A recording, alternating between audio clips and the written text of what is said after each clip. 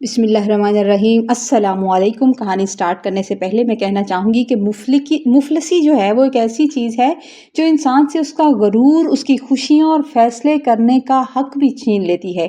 آئیے ایک ایسی بیٹی کی داستان سنتے ہیں جس نے صبر سے اپنے سیاہ نصیب کو بدل کے رکھ دیا۔ کہانی کا آغاز کرتے ہیں کہ میرا نام ثنا ہے۔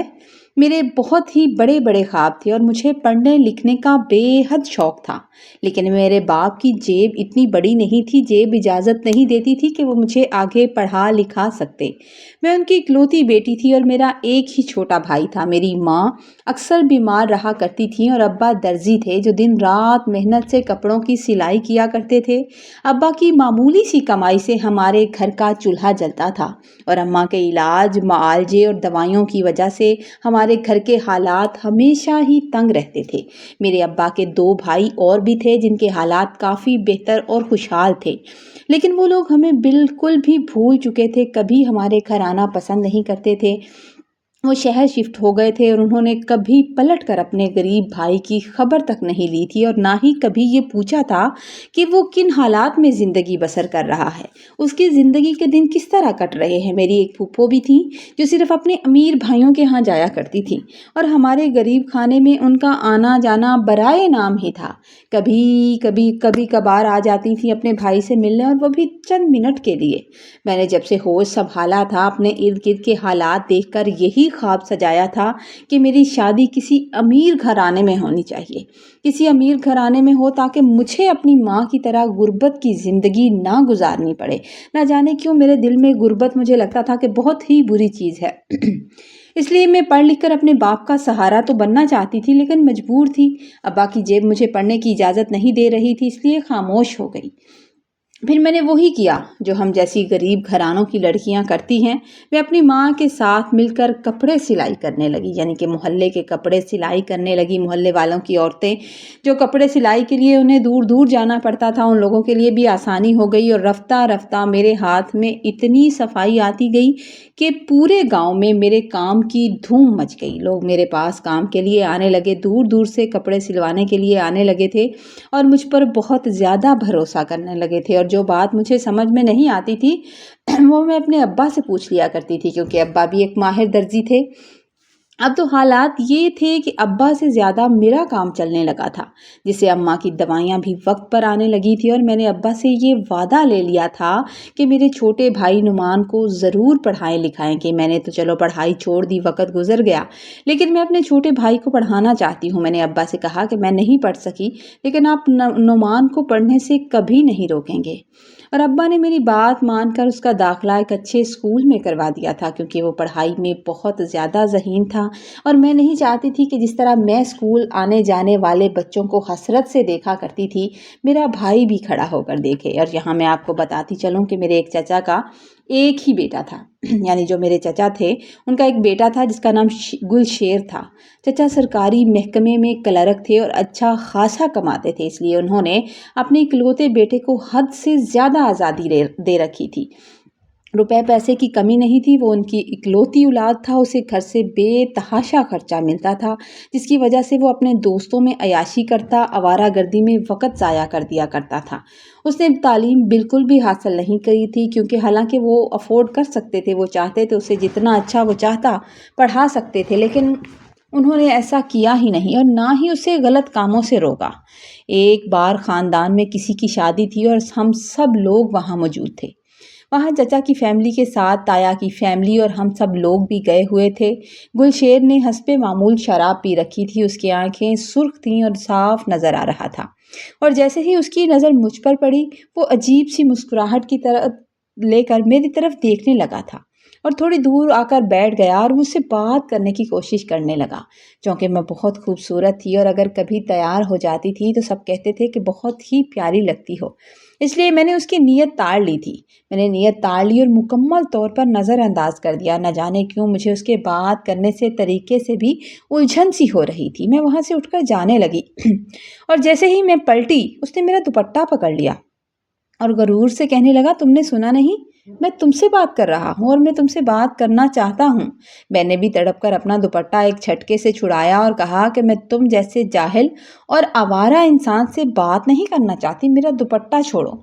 तुमने मेरा दुपट्टा भी पकड़ा क्यों? ये कहकर मैं अपनी माँ के पास जाकर बैठ गई।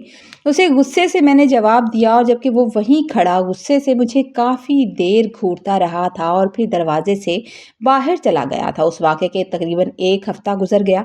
1 हफ़्ते के बाद चचा चची अचानक हमारे घर आ गए। उनके चेहरों से नागवारी भी साफ नज़र आ रही थी। मुझे लग रहा था कि वो जो चाहते हैं वो करने नहीं आए, लेकिन उन्होंने आकर एक अजीब सी बात छेड़ दी। चची कहने लगी कि पता नहीं आपकी लड़की ने हमारे बेटे पर क्या जादू कर दिया है।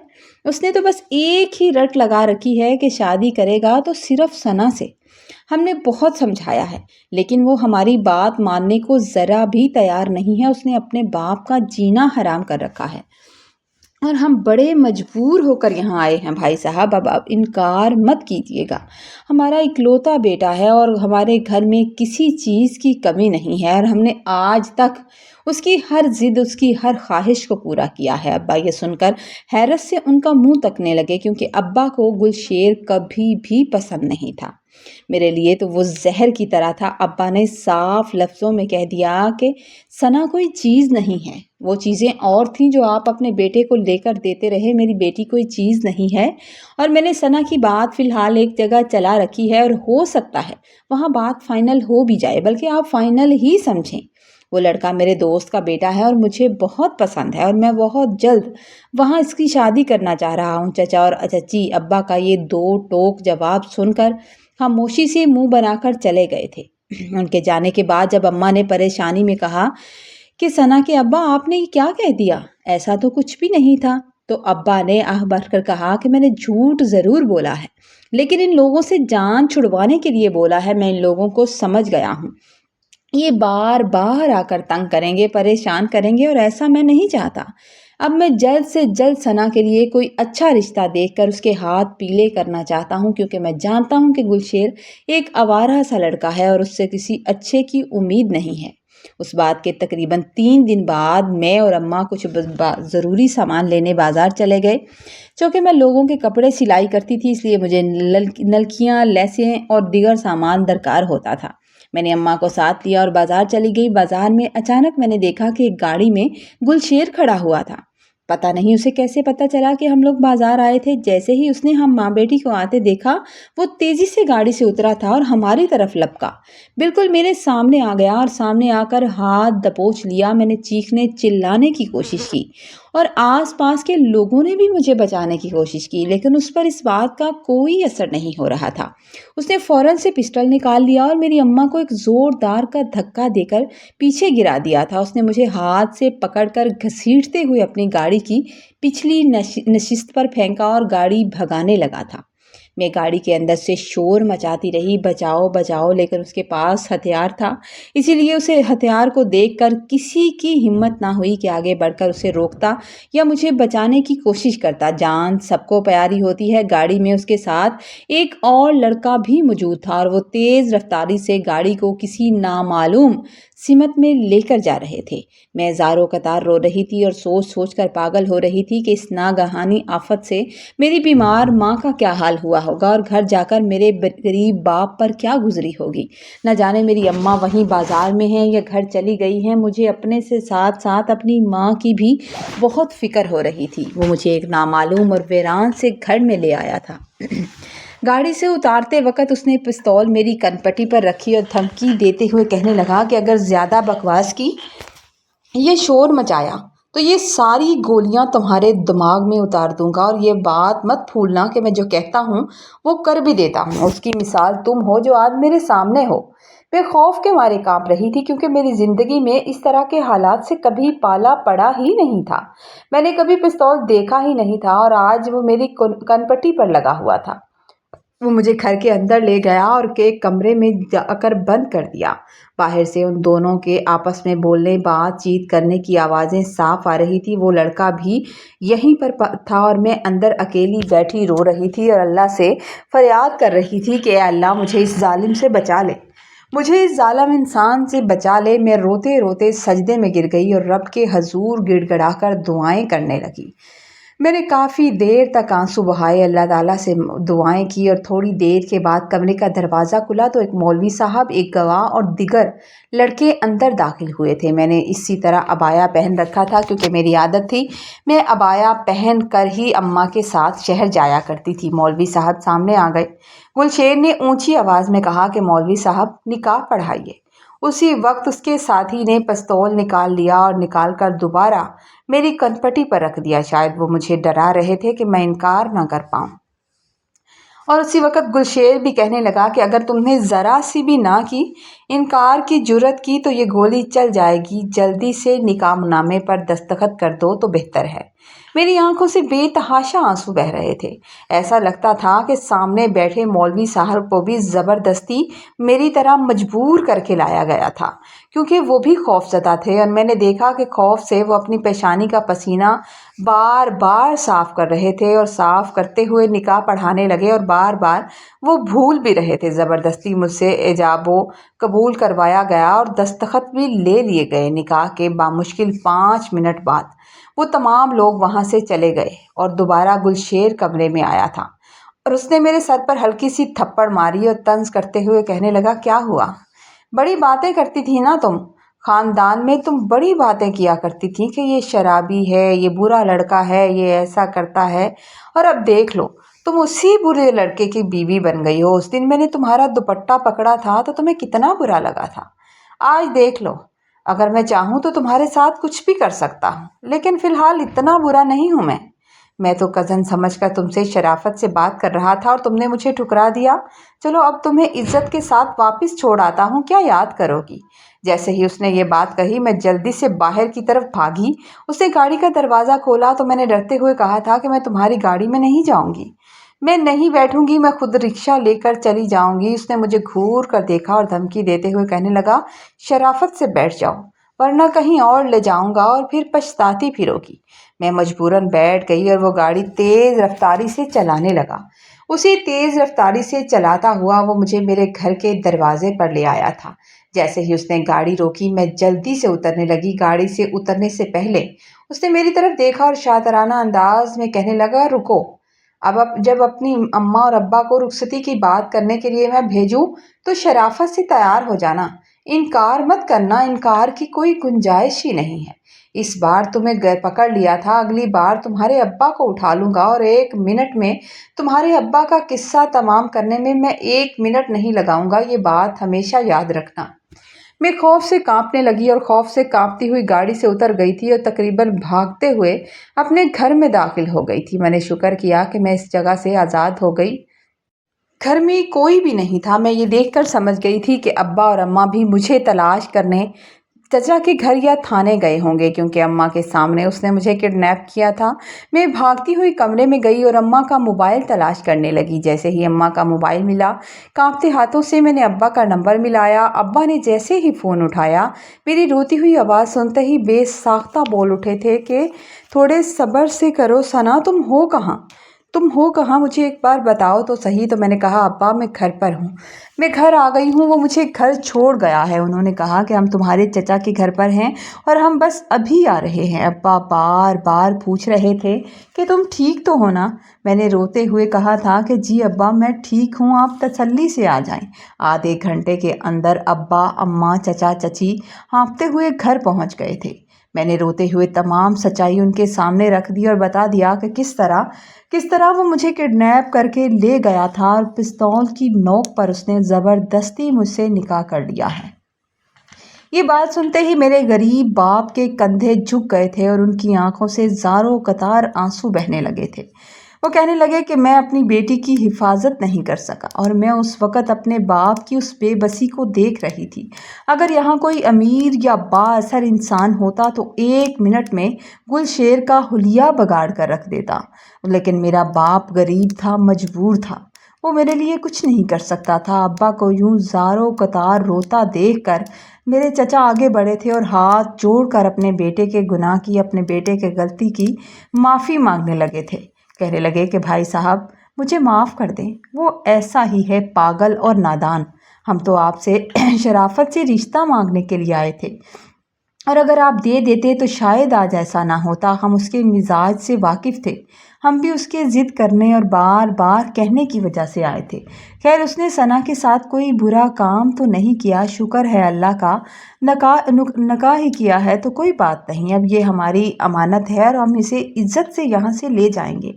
आप फिक्र ही ना करें, हम इसका बहुत ज़्यादा ख्याल रखेंगे, और हो सकता है वो भी आहिस्ता आहिस्ता समझदार हो जाए। लेकिन मेरे अब्बा ने गैरत और मोहब्बत से उनकी तरफ देखा और साफ इनकार करते हुए कहा, नहीं, ऐसा नहीं हो सकता। मैं एक ऐसे जालिम और आवारा इंसान के साथ अपनी बेटी को रुखसत कर दूं? ऐसा कभी भी नहीं हो सकता। और अगर तुम मुझे अपना भाई समझते हो, सच में अपना बड़ा भाई समझते हो, और चाहते भी हो कि मैं तुम्हें माफ़ कर दूं, मैं तुमसे कोई गिला ना करूं, तो अपने बेटे से कहो कि वो मेरी बेटी को इसी वक्त तलाक दे दे, मेरी बेटी को आज़ाद कर दे, और आज के बाद पलट कर हमारे घर की तरफ मत देखे। मेरे चचा और चची भी हैरान होकर अब्बा की तरफ देख रहे थे कि अब्बा तलाक की बात कर रहे हैं, जबकि मेरी आंखों से तो आंसू ही नहीं रुक रहे थे। मैं बहुत कोशिश कर रही थी, मैं कोशिश कर रही थी कि मैं अपने आंसुओं को रोक पाऊं और अपने बाप के कंधे पर हाथ रख के उसे हौसला दे सकूं। लेकिन उस वक़्त मुझे अपना बाप बहुत ज़्यादा कमज़ोर लग रहा था, क्योंकि वो मुफलसी के हाथों मजबूर था। चचा और चची अब्बा को समझाने लगे कि गुलशेर बहुत ही जज्बाती और सरफिरा लड़का है, वो हमारी भी कोई बात नहीं मानता, और अगर हमने उसे तलाक के लिए मजबूर किया या उसे कहा तो ऐसा ना हो कि वो गुस्से में कोई गलत रास्ता अपना ले या कोई बड़ा नुकसान कर बैठे। अब जो होना है वो हो चुका है, खुदा के लिए आप लोग मान जाएं, हम सना का बहुत ख्याल रखेंगे। अब्बा ने तड़प कर अपने भाई की तरफ देखा और गैरतमंद लहजे में कहने लगे कि क्या तुम्हारे आवारा बेटे को सुधारने के लिए मैं अपनी इकलौती बेटी की कुर्बानी दे दूं? अगर तुम लोगों को ऐसा लगता है तो ऐसा कभी नहीं हो सकता। चचा और चची अब्बा का ये सख्त रवैया देखकर खामोशी से उठकर चले गए थे। वो जानते थे कि उनके बेटे का कसूर है, और उन्हें ये भी था कि कहीं वो हम पुलिस में कोई रिपोर्ट ना कर दें। लेकिन उस दिन हमारे घर का माहौल हद दर्जा तनाव और परेशानी का शिकार रहा। मैंने रोते रोते अपने बाप और अपनी माँ को ज़बरदस्ती थोड़ा बहुत खाना खिलाया था ताकि वो हिम्मत ना हारे। लेकिन उस रात मेरे अब्बा सो नहीं सके, ना ही मेरी माँ सो सकी। मैंने देखा कि अब्बा बार बार अपनी चारपाई से उठते थे, बैठकर पानी पीते थे और फिर दोबारा लेट जाते थे। कभी इस रुख को लेटते तो कभी उस रुख को लेटते। उनके इज़्तिराब से साफ नज़र आ रहा था कि उन्हें ज़रा बराबर भी सुकून या नींद नहीं आ रही। दूसरी तरफ अम्मा की चारपाई पर नज़र डाली तो वो भी बार बार उठकर बैठ जाती थी। कभी आहिस्ता आहिस्ता अब्बा से कुछ बातें करना शुरू कर देती और फिर ठंडी आह भरकर दोबारा लेट जाती थी। मुझे खुद पर अफसोस हो रहा था कि जाने ये गलती मेरी है कि मेरी वजह से मेरे बूढ़े माँ बाप आज इस अजियत से गुजर रहे हैं। काश मैं उस दिन उस बिगड़े हुए इंसान को मैंने ना डांटा होता, उससे इस तरह बात ना की होती, तो शायद वो इस तरह मेरे पीछे ना पड़ता और मेरे माँ बाप को परेशान ना करता। मुझे आज भी अपना ही कसूर नज़र आ रहा था, जबकि मेरा छोटा भाई नुमान बार बार मेरे आंसू साफ करता, कभी अम्मा अब्बा को जाकर तसल्ली देता और फिर मासूमाना गुस्से से मेरी तरफ देखता और कहता, बाजी तुम देखना, मैं जैसे ही बड़ा होऊंगा मैं पहले उस गुलशेर को मारूंगा और तुम देखना मैं उसे मार डालूंगा। मैंने तड़प कर उसे गले से लगा लिया था, लेकिन दिल ही दिल में शदीद खौफ महसूस कर रही थी, क्योंकि मुझे गुलशेर की वो धमकी याद आ रही थी कि अगर मैंने रुखसती से इनकार किया तो वो मेरे अब्बा की जान ले लेगा। अगले दिन अम्मा के मोबाइल पर एक अनजान नंबर से बार बार कॉल आने लगी। जैसे ही अम्मा वो कॉल उठाती थी, दूसरी तरफ से फ़ोन कट जाता था या खामोशी सी छाई रहती थी। थोड़ी देर के बाद अम्मा बावर्ची खाने में काम के सिलसिले में चली गई और मैं अपनी मशीन पर काम करने के लिए बैठ गई। मोबाइल मेरे पास पड़ा हुआ था।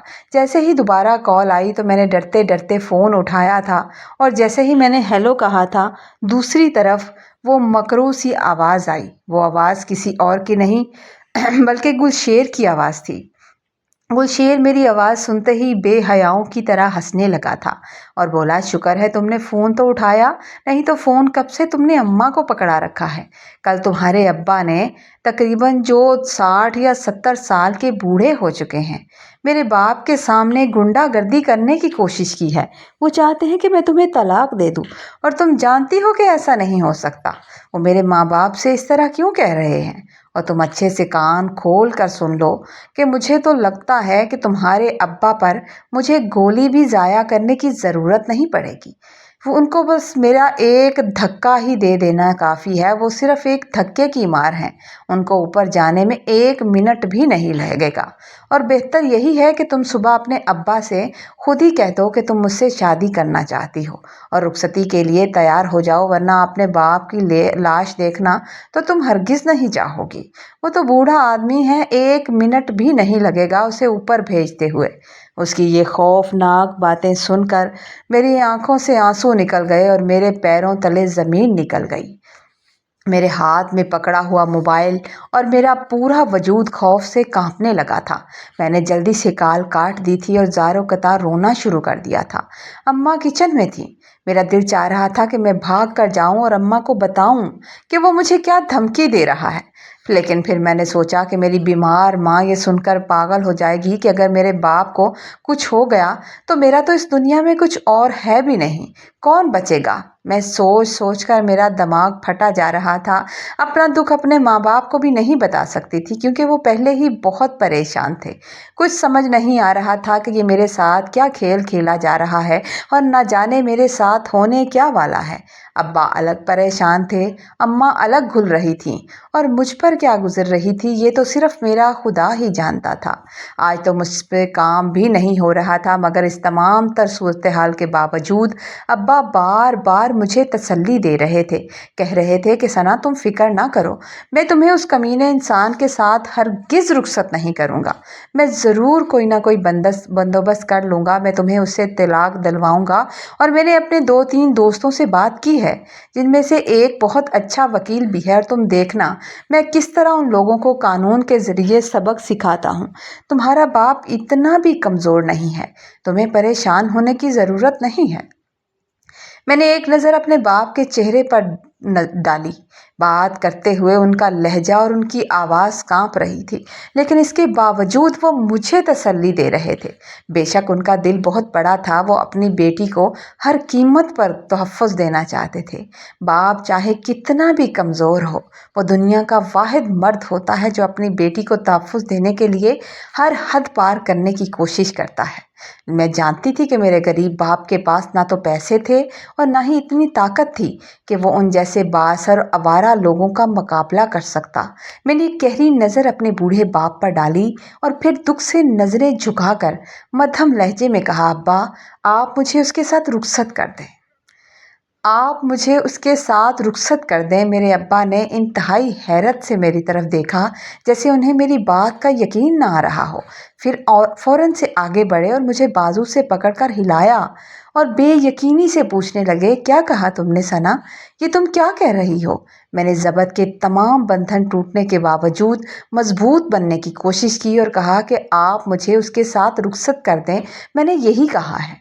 शायद मेरा नसीब यही है और मैंने अपने नसीब को कबूल कर लिया है। अब्बा, मैं अब आप लोगों को मज़ीद किसी मुसीबत या परेशानी में नहीं देख सकती।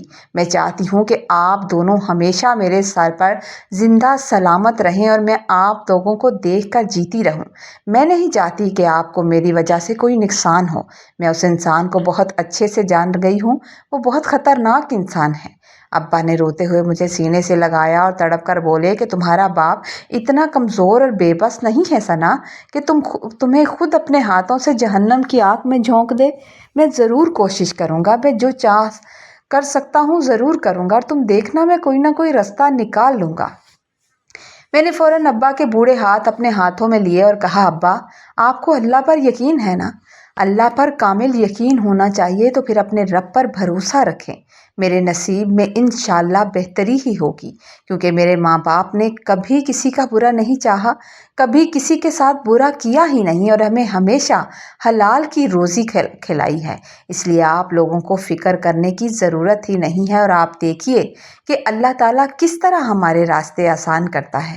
مجھے اپنے اللہ پر اتنا یقین ہے کہ یا تو وہ گلشیر کو ہدایت دے دے گا، عقل دے دے گا اور میری زندگی آسان کر دے گا، یا پھر اس ظالم کو خود ہی میرے راستے سے ہٹا دے گا۔ اگرچہ چچا چچی دوبارہ بات کرنے آئیں تو آپ رخصتی کے لیے مان جائیے گا، آپ انکار مت کیجیے گا۔ میں اب مزید کوئی جھگڑا نہیں چاہتی۔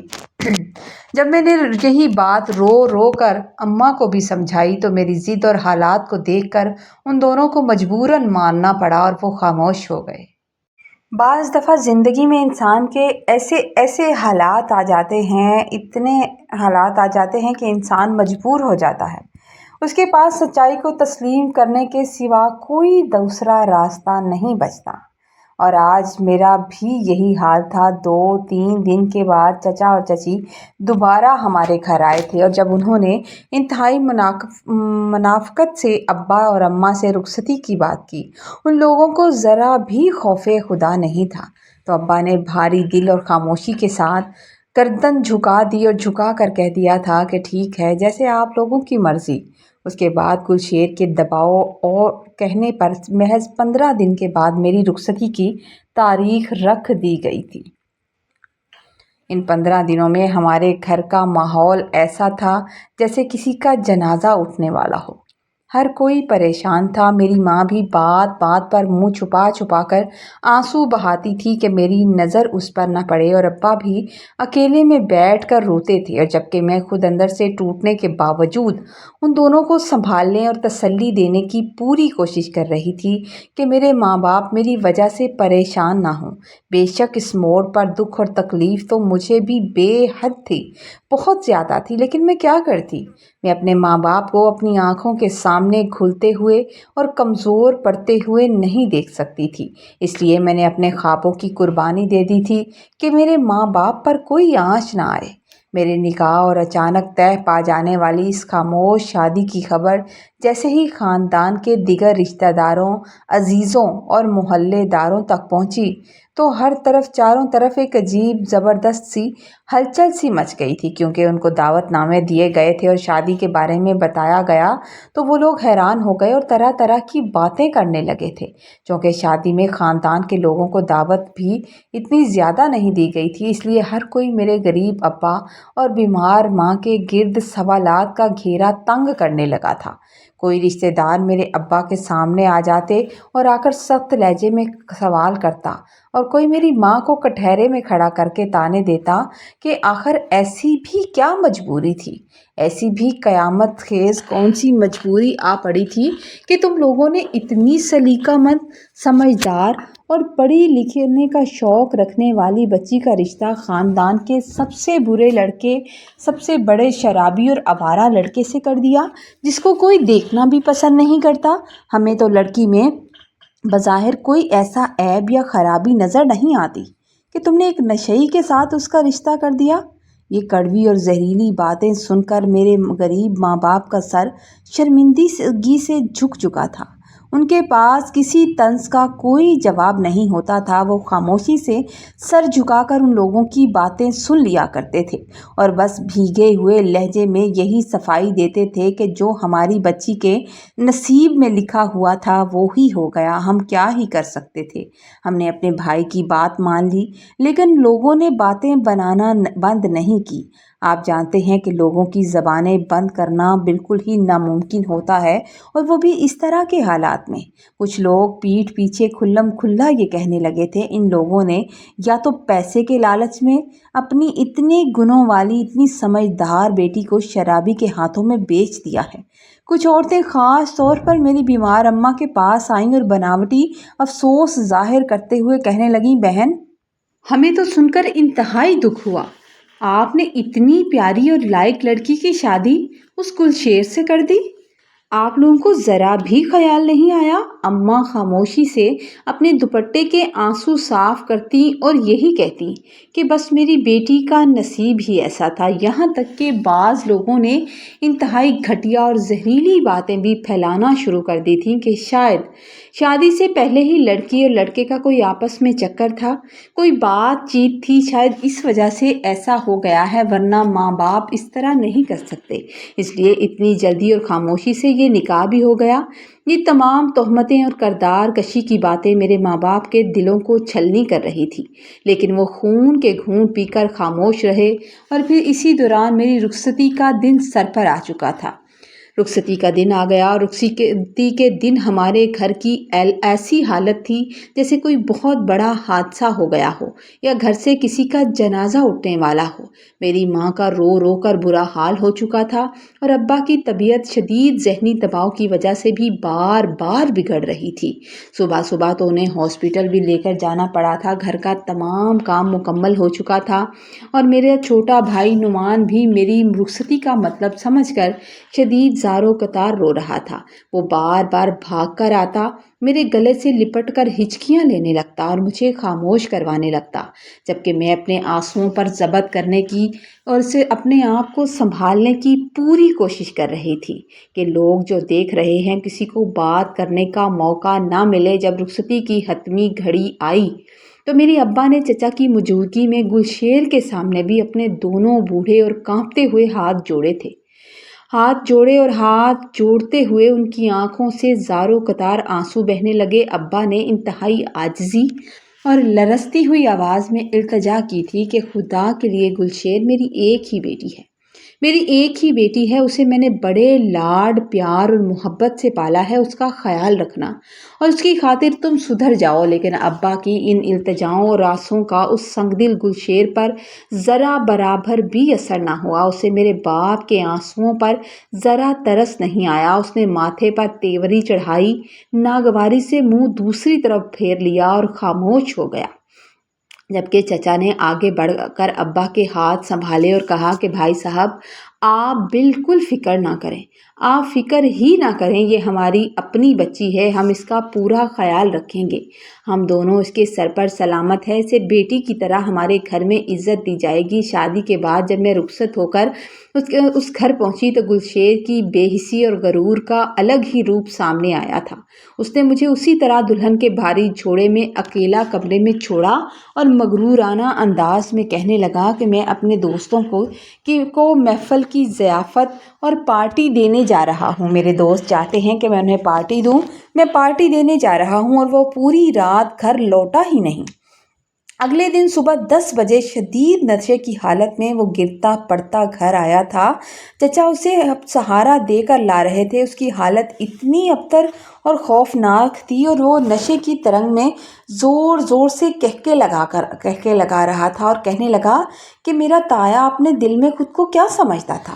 وہ سمجھتا تھا کہ مجھے رشتہ نہیں دے گا اور مجھے رشتہ دے نہیں رہا تھا۔ بڑا غرور تھا اسے خود پہ کہ میں اس کو اپنی بیٹی کا رشتہ گلشیر کو نہیں دوں گا۔ لے آیا نا میں اس کی بیٹی کو اپنے گھر، اب میرے آگے ہاتھ جوڑتا تھا بیچارہ۔ وہ زہریلی مسکراہٹ کے ساتھ اونچی آواز میں ہنس رہا تھا، کہکے لگا رہا تھا۔ وہ اس وقت ہوش میں نہیں تھا اور اسے اندازہ نہیں تھا کہ وہ کیا کہہ رہا ہے۔ میں کمرے کے ایک کونے میں کھڑی رو رہی تھی کہ یہ کیسا بے رحم اور آوارہ شخص میری قسمت میں لکھ دیا گیا ہے۔ وقت گزرنے کے ساتھ ساتھ میں نے حالات کے ساتھ سمجھوتا کرنا شروع کر دیا اور صبر و شکر کے ساتھ جینا شروع کر دیا، کیونکہ اس کے علاوہ کوئی چارہ نہیں تھا۔ کبھی کبھار جب وہ نشے میں نہیں ہوتا تھا تو اس کا مزاج قدرے بہتر اور نرم ہو جاتا تھا، لیکن نشہ اس کی عادت اور زندگی بن چکا تھا۔ وہ نہ صرف خود شراب پیتا تھا بلکہ مجھے بھی آہستہ آہستہ یہ اندازہ ہونے لگا کہ اس کا غیر قانونی کاروبار بھی وہ کرتا ہے اور ہیروئن کی خرید و فروخت جیسے کالے دھندے میں بھی وہ شاید پوری طرح شامل ہے۔ کیونکہ اس کے موبائل پر اس کے آوارہ دوستوں کے جو فونز آتے تھے، جو برابر پراسرار کالیں آتی تھیں اور جن خفیہ اشاروں میں وہ باتیں کیا کرتا تھا، جس طرح کی باتیں کرتا تھا، اس سے مجھے سچی صورتحال کا پورا علم ہو جاتا تھا کہ وہ ضرور کوئی غلط کام کرتا ہے۔ ایک دو بار میں نے ہمت جمع کی اور ہمت جمع کر کے انتہائی محبت، نرمی اور دوستی کے انداز میں اسے سمجھانے کی کوشش کی، اسے بات کرنے کی کوشش کی کہ خدا کے لیے تم یہ غلط کام چھوڑ دو، تم چھوڑ کیوں نہیں دیتے؟ اب تم میرے شوہر ہو، میرا سب کچھ ہو، اور میں چاہتی ہوں کہ تم ان برے کاموں سے سدھر جاؤ، ان سے نکل آؤ اور ہم ایک اچھی اور باوقار زندگی گزار سکیں۔ مگر اس نے میری بات کو سنجیدہ لینے کی بجائے مذاق اور ٹھٹھے میں اڑا دیا۔ ہنستے ہوئے کہنے لگا، میری بات پر ہنس کر آگے بڑھ گیا اور اس نے ذرا بھی میری بات کو توجہ ہی نہیں دی۔ اس کے ماں باپ بھی اب اسے سمجھا کر تھک چکے تھے، وہ بھی اب اندر سے پریشان رہنے لگے تھے۔ اس کی دن بدن رات دن ان حرکات کی وجہ سے پریشان اور بیمار رہنے لگے تھے، لیکن گلشیر کو کسی کی ذرا برابر بھی پرواہ یا خوف نہیں تھا۔ ایک دن چچی نے تنگ آ کر چچا سے کہا کہ گلشیر کے ابا، آپ اس کا ماہانہ خرچ بند کیوں نہیں کر دیتے؟ ہر مہینے آپ اپنی سیلری کا آدھا حصہ اس کے حوالے کر دیتے ہیں، آپ اسے پیسے دیتے ہیں تو وہ اپنے آوارہ دوستوں کے ساتھ عیاشی کرتا ہے، غلط کاموں میں اڑاتا ہے۔ چچا نے ان کی بات سے اتفاق کیا اور اس کی جیب خرچ اور تمام اخراجات بالکل ہی بند کر دیے۔ اس سے کہا کہ اب تم شادی شدہ ہو، کوئی کام دھندا کرو، لیکن اس سے حالات سدھرنے کی بجائے مزید خوفناک حد تک بگڑنے لگے۔ پیسے بند ہونے پر گلشیر اور زیادہ بدتمیز اور سرکش ہو گیا تھا، اور وہ جو غلط کام کرتا تھا اب اسے کرنے کے لیے کئی دن باہر رہنے لگا تھا۔ وہ بات بات پر اپنے ماں باپ کے گلے پڑنے لگتا تھا، ان سے بدتمیزی کرتا تھا، گھر کی قیمتی چیزیں توڑنے لگا اور 2 نمبر کاموں اور غیر قانونی دھندے میں اور زیادہ گہرا اتر گیا تھا، کیونکہ اسے پیسوں کی ضرورت تھی۔ وہ تمام ناگوار اور بھیانک حالات کے باوجود ٹوٹنے کی بجائے اللہ تعالیٰ کے اور قریب میں ہوتی چلی گئی۔ میں دن رات اپنے رب کے حضور لمبے لمبے سجدے کرتی، باقاعدگی سے نمازیں پڑھتی تھی اور سجدے میں رو رو کر اللہ سے دعا مانگتی تھی کہ اے میرے مالک، میرے نصیب میں جو لکھا تھا وہ ہو گیا اور میں نے اسے قبول بھی کر لیا۔ میں تجھ سے شکوہ نہیں کرتی، لیکن میرے شوہر کو ہدایت دے دے، اسے سدھار دے، تو جو چاہے کر سکتا ہے، تاکہ وہ اپنے ماں باپ کی عزت کرے اور میرا بھی خیال رکھے۔ میں اپنے تمام دکھ اور درد سجدوں میں بہا کر خود کو صبر ہمت کی تسلی دیتی تھی۔ دوسری طرف جب کبھی میرے ابا یا اماں مجھ سے ملنے آتے یا فون پر تڑپ کر پوچھتے کہ ثنا بیٹی تم ٹھیک تو ہو نا، ابا تو بار بار یہ سوال کیا کرتے تھے کہ وہاں تم خوش ہو نا، گلشیر کیسا ہے، تو میں اپنے اندر کا تمام درد، غم اور زخم ان سے پوری طرح چھپا لیا کرتی تھی۔ میں ان کے سامنے مسکرا کر جھوٹی تسلی دیتی اور کہتی، ابا میں بہت خوش ہوں، میں ٹھیک ہوں، گلشیر اتنا بھی برا نہیں ہے جتنا برا ہم اسے سمجھتے تھے، اب کسی چیز کی کمی نہیں ہے، اور گلشیر بھی آہستہ آہستہ پہلے سے بہت بہتر ہو گئے ہیں، میرا بہت خیال رکھتے ہیں۔ نہ جانے میرے باپ کو میری باتوں پر یقین آتا تھا یا نہیں، لیکن میں تسلی دینے کی پوری کوشش کرتی تھی۔ میں اپنے ماں باپ کو جھوٹ اس لیے بولتی تھی تاکہ وہ غریب، مجبور اور بیمار ماں باپ میرے غم میں گھل کر اور زیادہ پریشان نہ ہو جائیں، ان کی صحت نہ بگڑے، اور میں ان کا بوجھ ہلکا کرنے کے لیے اکیلے ہی صبر، ضبط اور حوصلے کے ساتھ اپنی زندگی گزار رہی تھی۔ شادی کے بعد اگرچہ کچھ دن گزر چکے تھے اور میں نے خاموشی سے حالت زار کو قبول بھی کر لیا تھا، لیکن میری زندگی سے پریشانیاں، ناگہانی خوف اور دل کا ہول مکمل طور پر ختم نہیں ہوا تھا۔ میں خود کو کنٹرول کرنے کی بہت کوشش کرتی تھی۔ ایک بار تو مسلسل 3 دن ہو گئے تھے کہ میرا شوہر گھر ہی نہیں آیا تھا۔ اس کا موبائل نمبر بھی مسلسل بن جا رہا تھا۔ چاچو نے اپنے طور پر اس سے رابطہ کرنے کی ہر ممکن کوشش کی، اس کے آوارہ اور لفنگے دوستوں سے رابطے کیے، یہاں تک کہ ان کے گھروں پر جا کر ان سے پوچھا، چھان بین کرنے کی کوشش کی، لیکن کہیں سے بھی اس کا سراغ نہیں ملا تھا۔ پتہ نہیں چل رہا تھا کہ وہ کہاں گیا ہے اور کس کے ساتھ گیا ہے، اور نہ ہی اس کے بارے میں کچھ بھی پتہ چلا۔ پہلے تو معمول یہ تھا کہ وہ 1 یا 2 دن زیادہ سے زیادہ غائب رہتا تھا اور تیسرے دن ہر حال میں صبح سویرے ہی نشے میں دھت اور گرتا پڑتا گھر لوٹ ہی آتا تھا۔ لیکن اب کی بار تو 3 دن سے بھی زیادہ وقت بیت چکا تھا اور سب لوگ پریشان ہو گئے تھے اور آج چوتھا دن بھی شروع ہو گیا تھا مگر اس کی کوئی خبر نہیں تھی، یہاں تک کہ اس کے سب سے قریبی اور نچلے دوستوں کو بھی کچھ معلوم نہیں تھا کہ وہ زمین میں سمایا ہے یا آسمان نکل گیا ہے۔ پہلے وہ جہاں بھی جاتا تھا ایک بار فون اٹھا لیا کرتا تھا، لیکن اب کی بار اس کا فون مسلسل بند جا رہا تھا۔ میرا رو رو کر فکروں میں گھل کر ہولناک خدشات سے پریشان ہو کر پہلے ہی برا حال ہو چکا تھا۔ مجھ میں دن بدن کمزور ہوتی جا رہی تھی۔ مجھے سمجھ نہیں آ رہا تھا کہ میرے نصیب میں آخر کیا اور کب تک لکھا ہوا ہے۔ اللہ جانے میرے ساتھ آگے کیا بنے گا اور میرے ماں باپ پر کیا بیتے گی۔ میں بس انہی دردناک سوچوں کے بھنور میں گم رہتی تھی اور سوچتی رہتی تھی، اور شوہر کی اس غائب دماغی اور مسلسل پریشانی کے باعث میری طبیعت شدید خراب ہو گئی۔ ایک دن شدید طبیعت خراب ہوئی تو چاچی اور چاچو مجھے فوری طور پر ہاسپٹل لے گئے، جہاں ڈاکٹروں نے معائنے کے بعد مجھے خبر دی کہ اللہ تعالیٰ مجھے اولاد سے نوازنے والا ہے، اولاد کی نعمت اور خوشی سے نوازنے والا ہے۔ تو ہم سب وہاں پر ششتر رہ گئے تھے۔ چچا اور چچی تو خوش ہوئے ہوں گے، لیکن ہم لوگوں کے لیے، خاص طور پر میرے لیے، یہ خبر خوشی سے زیادہ پریشانی کی تھی کہ ایک نئی سنگین فکر اور کرب بن کر میرے سامنے آ گئی تھی۔ میں مزید پریشان ہو گئی اور خوف زدہ بھی ہو گئی، کیونکہ میرا شوہر، جس کو اپنی بیوی تک کا احساس نہیں تھا، جسے اپنے ماں باپ تک کا احساس نہیں تھا، وہ آنے والے بچے کا کیا خیال رکھے گا؟ اسے کبھی نہیں سوچا کہ اس کا کوئی گھر ہے، بیمار اور ضعیف ماں باپ ہیں اور ایک بے بس جب وہ کئی دن تک گھر نہیں آتا اور ہر لمحے نشے میں دھت رہتا ہے تو وہ لوگ پریشان ہوتے ہوں گے۔ ایسا آوارہ انسان کل کو کیسا باپ ثابت ہوگا؟ میں بالکل حواس باختہ ہو چکی تھی، اور اوپر سے شوہر کا کچھ پتہ نہیں چلا تھا کہ وہ گیا کہاں ہے، کیونکہ اس سے فون پر بھی رابطہ نہیں ہوا۔ گھر آ کر میں نے اللہ تعالیٰ کا شکر بھی ادا کیا کہ وہ مجھے اس تنہائی کے عذاب سے نکال رہا ہے، میری گود بھر رہا ہے، مجھے اولاد دے رہا۔ پھر میں نے مصلے پر گر کر سجدے میں رو رو کر لمبی دعا مانگی کہ اے میرے مالک، اس آنے والے بے گناہ بچے یا بچی کے صدقے اس کے باپ کو عقل دے دے، ہدایت دے دے اور نیک توفیق دے دے کہ وہ سدھر جائے۔ میں کافی دیر تک دعائیں مانگتی رہی، اور ابھی میں نے سجدے سے سر اٹھایا تھا کہ باہر صحن سے چاچو کی ہربراہٹ اور زور زور سے پکارنے کی آواز آئی تھی۔ وہ مجھے آوازیں دے رہے تھے۔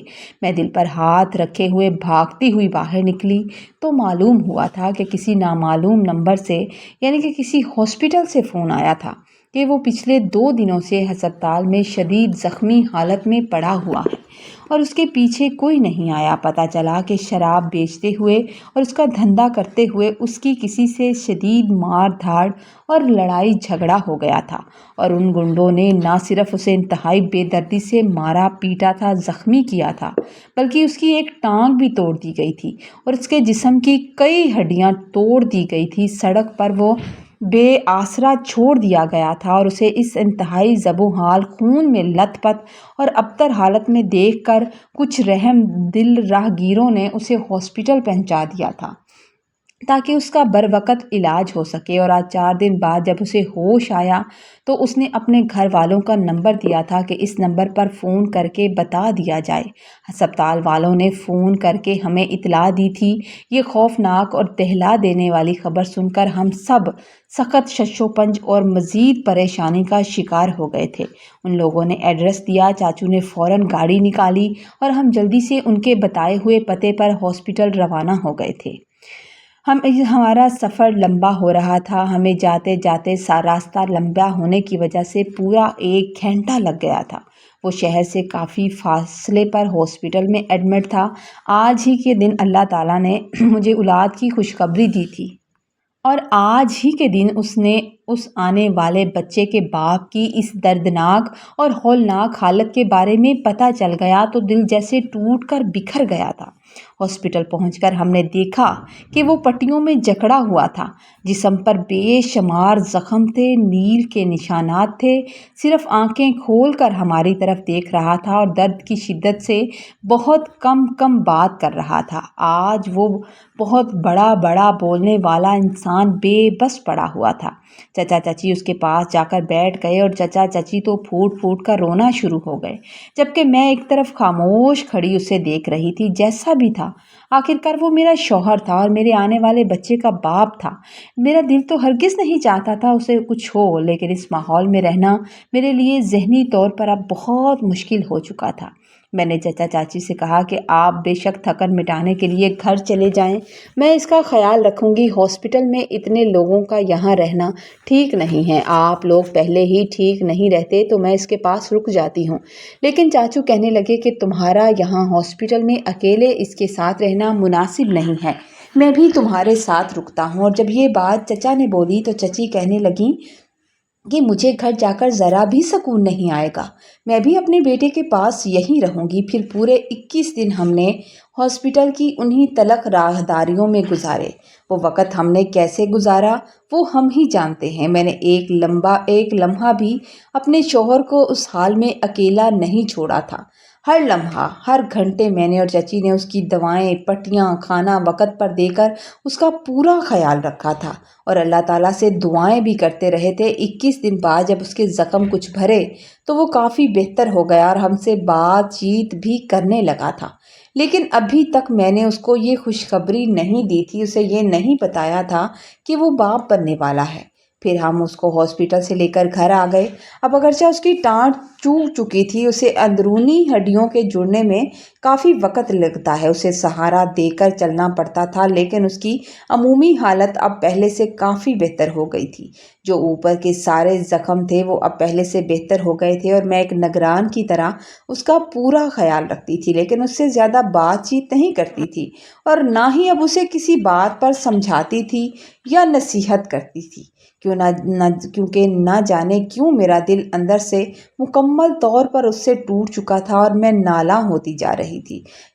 جب ہم اس کو گھر لے کر آئے تو چاچا چچی نے بھی بے حد خوش ہوئے اور ان کو دل میں لگنے لگا تھا کہ شاید اس بھیانک حادثے کے بعد ان کا اکلوتا بیٹا سدھر جائے گا، سدھر رہا ہے۔ لیکن مجھے ابھی بھی یقین تھا، مجھے یقین نہیں آ رہا تھا۔ مجھے ایسا لگ رہا تھا کہ یہ جیسے ہی اپنے پاؤں پر کھڑا ہوگا، جیسے ہی یہ ٹھیک ہوگا، اس کی حالت بہتر ہوگی، یہ دوبارہ انہی آوارہ دوستوں میں جائے گا اور وہاں جا کر ویسی ہی برے کام اور وہی حرکتیں دوبارہ کرے گا، کیونکہ میں اس کی فطرت سے اچھے سے واقف تھی۔ جب اسے ہمارے کمرے میں شفٹ کیا گیا اور بستر پر لیٹ گیا تو چاچو اس کے پاس آ کر بیٹھ گئے اور اس کے سر پر ہاتھ رکھ کر بوجھل سے لہجے میں کہنے لگے، گل شیر، تم نے اپنی آنکھوں سے دیکھا کہ تمہارے اس بے وقوف اور شریف بیوی نے کس طرح اس مشکل وقت میں تمہارا خیال رکھا۔ اس نے ایک لمحے کے لیے تمہیں نہیں چھوڑا جو تمہیں پسند ہی نہیں تھی۔ کس طرح اس ہاسپٹل کے 21 دنوں میں اس نے رات دن جاگ کر تمہارا خیال رکھا، تمہیں سنبھالا، اور تم ہو کہ اپنے گھر اور اپنی بیوی کی ذرا برابر قدر نہیں کرتے۔ اب تو سدھر جاؤ خدا کے لیے، کیونکہ اولاد کی تکلیف باپ کے لیے بہت بڑی تکلیف ہوتی ہے۔ تم نے کس طرح ایک غریب باپ کی بیٹی کو کڈنیپ کیا تھا، کسی بے بس باپ کو مجبور کیا، اس کی مجبوریوں کا فائدہ اٹھایا اور ان کی اکلوتی بیٹی کو ڈرا دھمکا کر اس سے نکاح کر لیا، رخصت کر کے لے آئے۔ لیکن آج تم نے خود دیکھا کہ جو تمہارے اتنے آوارہ دوست تھے ان میں سے کسی نے بھی تمہارا ساتھ نہیں دیا، جو ہر وقت تمہارے ساتھ نشوں کی محفل میں رہتے تھے۔ جب تم پر مشکل اور آزمائش کا وقت آیا تو ان میں سے ایک بھی نہیں تھا جو تمہارا حال پوچھتا یا ہمدردی جتانے کی کوشش کرتا۔